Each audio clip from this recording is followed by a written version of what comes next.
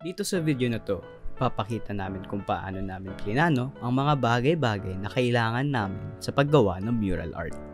Nagsimula kami sa brainstorming at paghahanap ng mga inspirasyon para sa magiging disenyo ng mural namin.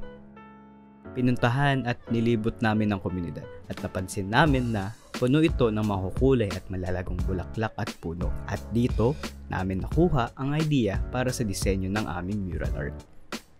Sunod ay sinimulan ng pag-sketch sa magiging draft ng aming disenyo at pagkatapos ay gumamit kami ng mga softwares katulad ng Photoshop at Illustrator na kung saan ay idinikit namin ito sa pinicturan namin na pader na gagamitin namin para sa pagpinda ng mural art. Sa paggawa ng mural art, hindi lang ito matatapos sa disenyo at konsepto, kailangan din namin maging practical. At dito namin simulan ang paggawa ng budget para sa mga materials na gagamitin namin.